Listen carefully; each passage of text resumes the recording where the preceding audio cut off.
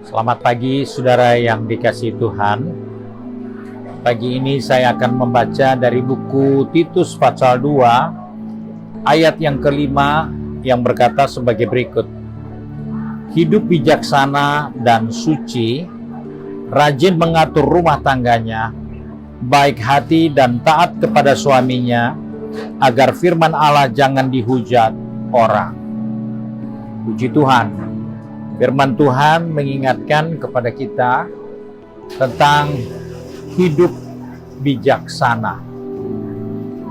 Dalam perjalanan hidup ini seringkali ada banyak hal yang harus disikapi dengan bijaksana. Ada banyak persoalan yang harus diselesaikan dengan cara yang bijaksana. Sebab itu, bijaksana itu mempunyai arti yaitu sikap seseorang yang selalu bertindak berdasarkan akal sehat dan logis, sehingga bersikap tepat dalam menghadapi setiap keadaan. Itu arti dari bijaksana. Tetapi yang firman Tuhan ingatkan bijaksana di sini, yaitu berpikir sehat. Nah, sebagai orang percaya, sebagai umat Tuhan, tidak semua persoalan kita hadapi dengan sikap bijaksana menurut pengertian umum. Tetapi menurut firman Allah, bijaksana harus disikapi dengan pikiran yang sehat. Jadi hal ini begitu penting untuk menjadi sikap kita, menjadi gaya hidup kita di dalam menghadapi hari-hari yang ada di depan kita.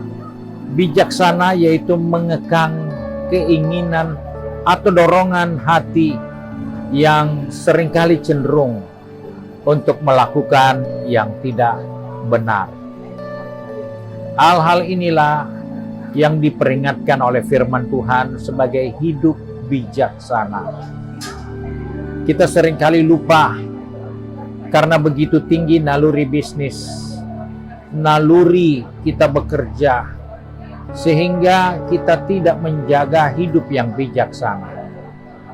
Kita terlalu fokus kepada di mana banyak uang berputar, di situ kita akan ada. Di mana banyak peluang, di situ kita akan berjuang. Namun, Alkitab katakan hidup bijaksana, yaitu hidup yang mengekang keinginan-keinginan nafsu yang membahayakan kehidupan kita. Karena tanpa disadari banyak orang hidup menjadi seteru Tuhan karena mengejar harta, mengejar kekayaan. Mereka mencintai uang lebih dari Tuhan, sehingga mereka menjadi orang-orang yang gagal hidup bijaksana.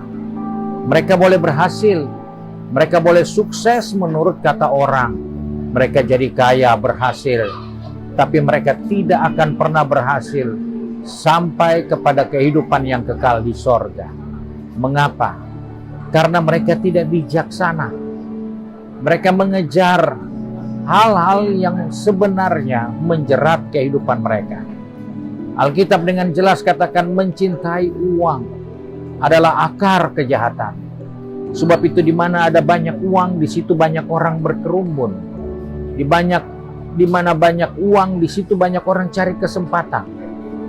Entah kegiatan apa, panitia kah, atau acara reuni kah, atau acara perayaan kah.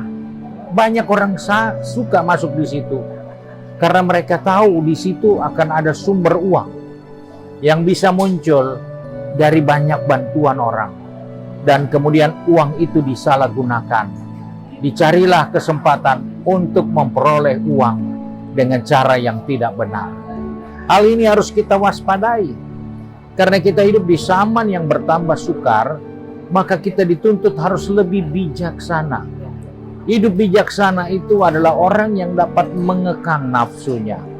Orang yang dapat membatasi keinginan-keinginan yang jahat, tapi berusaha untuk selalu hidup sehat, sesuai dengan ajaran dan nasihat firman Allah. Itulah sebabnya Titus katakan kepada istri-istri, kepada ibu-ibu, belajarlah hidup bijaksana. Karena hal ini penting, tapi ini juga bukan hanya untuk ibu-ibu. Tetapi persoalan hidup bijaksana itu juga harus menjadi perhatian dari semua kita. Karena kita hidup di zaman di mana Alkitab sudah katakan jelas, manusia akan mencintai diri sendiri, lebih menuruti hawa nafsu daripada menuruti Tuhan. Dan hal-hal buruk itulah yang akan ada di sekitar kita jika kita tidak bijaksana. Maka hal inilah yang akan menggerogoti kita, yang akan menyesatkan kita, dan akhirnya kita bukan orang yang bijaksana seperti yang firman katakan, tetapi kita jadi orang yang bodoh. Sebab itu mari, saudara yang dikasihi Tuhan, hari ini firman Tuhan ingatkan, hidup bijaksana, hidup yang dapat mengekang diri dari keinginan-keinginan yang merugikan kita, dari keinginan-keinginan yang berbahaya. Itulah tanggung jawab kita sebagai orang yang beriman kepada Tuhan. Mari kita satu di dalam doa.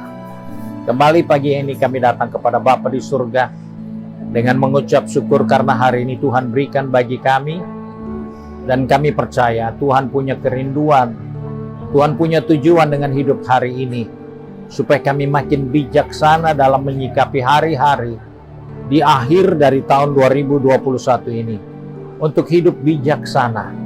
Karena kami sadar tahun yang akan datang, hari-hari yang akan datang adalah masa yang sukar dan sulit.